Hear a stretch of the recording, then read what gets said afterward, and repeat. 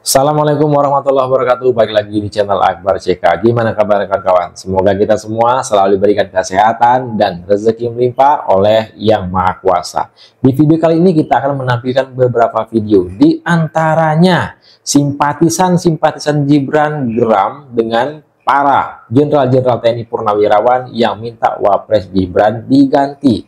Ya, simpatisan Gibran ini turun ke jalan, siap pasang badan dan siap lawan tuntutan-tuntutan para jenderal-jenderal pensiunan yang minta Wapres Gibran itu diganti. Dan di video berikutnya ini ada yang menarik ya, dengan tegas politisi Gerindra dan juga Ketua MPR RI menjawab dengan tegas soal tuntutan para jenderal-jenderal TNI Purnawirawan ini. Nah, seperti apa video selengkapnya? Tanpa berlama-lama, langsung aja kita simak videonya berikut ini. Bantu Bapak cawe-cawe untuk menang, bukan karena dia sayang Bapak, Pak, bukan. Tapi karena dia mau titip anaknya untuk jadi wakil presiden. Jadi mestinya Bapak nggak utang budi ke beliau yang utang budi ke Bapak. Sehingga ingin kesampaikan tadi, Pak, lain kali nggak usah lah hormat-hormat banget, sedang-sedang aja lah Pak. Yang betul Pak Jokowi mengumpulkan keluarganya bersama-sama berteriak, hidup Prabowo, terima kasih Prabowo. Bukan sebaliknya Bapak yang sebut hidup Jokowi, salah. Jadi kalau waktu itu kami diterima oleh Pak Prabowo, salah satu poin yang disampaikan itu. Jadi kalau Bapak mendukung beliau nggak pantas Pak. Negara ini rusak kan karena ditinggalkan beliau. Dan Bapak yang berjaksa pada beliau, bukan beliau berjaksa pada Bapak. Ini ya orang-orangnya yang jenderal-jenderal Purnawirawan. Aduh.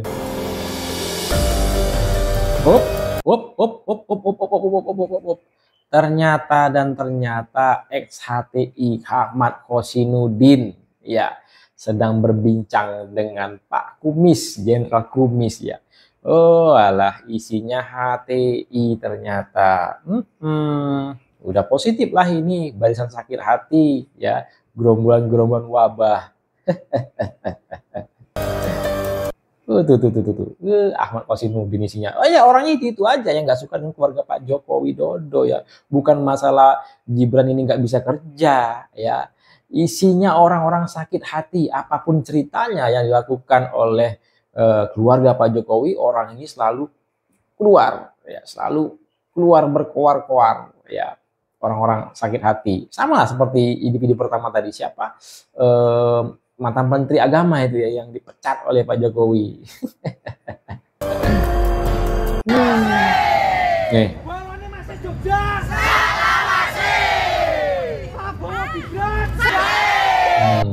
Mengganggu Gibran tabrak, jangankan cuma mantan jenderal lansia. Ini bawa apa ini Pak? Ini bawa apa? Ini bawa sukun untuk Pak Prabowo. Wah mantap. Sukun artinya selalu rukun. Wah mantap. Sukun selalu rukun untuk Pak Prabowo. Sip. Terima kasih. Nah ini relawan Gibran Kalbar.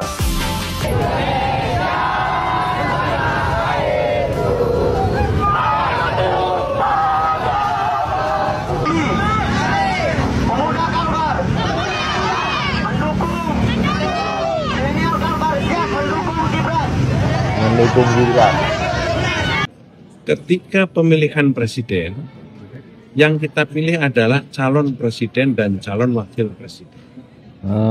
Ketika dinyatakan menang, yang dinyatakan menang adalah presiden terpilih dan wakil presiden terpilih. Siapa yang dicalonkan? Ada Prabowo bersama Gibran Raka Buming Raka, ada Ganjar bersama Mahfud MD, ada Anies bersama dan Muhaimin Iskandar. Itulah calon presiden dan calon wakil presiden. Kita akan pilpres 14 Februari 2020. Ketika KPU menghitung suara yang dinyatakan unggul dalam pemilihan presiden 14 Februari 2024 adalah pasangan Prabowo Subianto bersama Gibran Raka Buming Raka, calon presiden dan calon wakil presiden.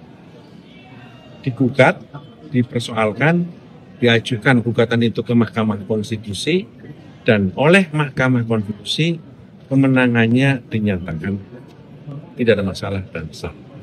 Maka pada tanggal 20 Oktober 2024 atas keputusan tersebut Majelis Permusyawaratan Rakyat mengadakan prosesi pelantikan yang dihadiri oleh seluruh anggota MPR, mayoritas, dan puluhan kepala negara, kepala pemerintahan.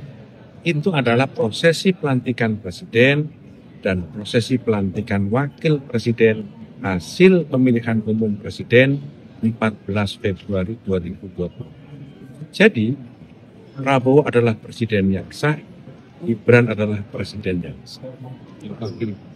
Gibran adalah wakil presiden yang sah. Tapi kalau menurut Pak Musani, apakah usulan-usulan seperti itu bisa mengganggu soliditas atau jalannya pemerintahan? Saya tidak tahu bagaimana. Dipilih oleh rakyat dan dilantik oleh MPR sah, Prabowo Gibran adalah presiden dan wakil presiden Republik Indonesia. Ini yang ingin dimaksudkan oleh barisan-barisan sakit hati itu.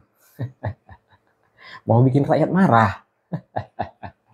Ada celah bagi para purnawirawan atau Prabowo untuk menerima usulan purnawirawan ini untuk menghasilkan Wapres. Di konsep politik kita kan berbagi kekuasaan trias politika. Undang-undang mengatakan kewenangan presiden tidak tak terbatas. Artinya dia tidak full kewenangannya. Dibagi dengan kewenangan legislasi DPR, MPR. Kewenangan yudikatif, kekuasaan kehakiman begitu. Nah, ketika ini ranahnya yudikatif, tentu eksekutif tidak bisa masuk juga melalui MPR. MPR mekanismenya apa? Angket atau hak mempertanyakan dalam konteks seperti itu. Alasannya cukup enggak? Benar enggak wakil presiden ini menyalahi aturan perundang-undangan yang berpotensi membuat rugi bangsa negara ini, atau telah melakukan perbuatan yang tercela misalnya? Kalau itu kita dukung. Kita bukan dukung, maksudnya kita dukung prosesnya. Tapi sejauh itu tidak ada. Cukup manyun-manyun juga kan Pak Gibran menjalani pemerintahan ini. Biasa-biasa aja. Ya, Kerja-kerja aja. Di poin 8 ini purnawirawan salah alamat mengajukan saran. Seharusnya ke DPR gitu, bukan ke presiden. Karena ini wakilnya presiden diminta. Iya, presiden kan bisa memecat juga wakil presiden. Kan? Gubernur kan bisa memecat wakil gubernur. Tapi purnawirawan ini mendorong DPR ya. Ya, DPR dialamatkan gitu. Itu tentu yang poin 8 ini. Itu kenapa kami katakan tidak sederhana itu. Ada mekanismenya, ada forumnya, ada lembaga yang mau seperti ini. Dalam konteks itu menurut kami ini tidak produktif. Diskusi ini tidak produktif, wacana ini dilemparkan ke publik gitu. Ini kan menyulut ini. Orang-orang yang selama ini telah menahan diri untuk tidak yang keluar marah dengan Jokowi family. Iya. Kan ini juga pemicu dia nih. Nah, akhirnya kan semakin bergelora. Untuk apa? Baik, gunanya apa sih gitu? Saya juga kaget juga, masih benci juga sama Jokowi gitu. Karena dia presiden gitu. Punya legacy juga. Ada yang lemah, ada yang salah, ada yang keliru. Iya. Tidak ada pemimpin yang sempurna dalam konteks seperti itu. Tapi saya kaget juga, masih ijazah. Oh, ijazahnya tidak sih itu mau apa? Kan begitu maksudnya. Sudahlah gitu. Ada juga yang dari kita ini kan pakar-pakar hukum kita macamnya getol. Ini persoalan konstitusi. Nggak bisa negara ini hanya dari satu perspektif sektoral hukum. Tapi juga sosialnya gimana, budayanya, ekonominya juga gimana. Itu. Dan boleh, saya mau konfirmasi ke Bang. Assalamualaikum warahmatullahi wabarakatuh. Selamat pagi semuanya. Jumpa lagi dengan saya DJ. Mereka berupaya menggiring opini agar masyarakat itu membenci Mas Gibran. Karena mereka membanding-bandingkan dengan wapres-wapres sebelumnya. Oh, ada wapres ini, ada ini. Hebat, orangnya hebat. Yang sekarang kayak gitu, ngenyek banget. Emang yang sekarang kenapa Pak? Mas Gibran kenapa? Nggak sebanding dengan B.J. Habibie? Oh jelas, nggak sebanding. Ya kalau dituduh seperti itu ya memang jauh antara Mas Gibran dengan Pak B.J. Habibie. Tapi kamu harus ingat, Mas Gibran sukses loh memimpin Solo ketika menjadi wali kota. Dan Solo sekarang terpilih menjadi kota paling toleran, paling kondusif, menjadi kota yang paling berbudaya. Pembangunan di Solo itu nggak main-main Mas. Kalau Mas Gibran nggak ngerti apa-apa, seperti kata kamu, plong-plong ya, nggak mungkin Mas Gibran terpilih menjadi wali kota dan warga Solo itu merasa kehilangan ketika Mas Gibran menjadi wapres. Nggak mungkin Mas.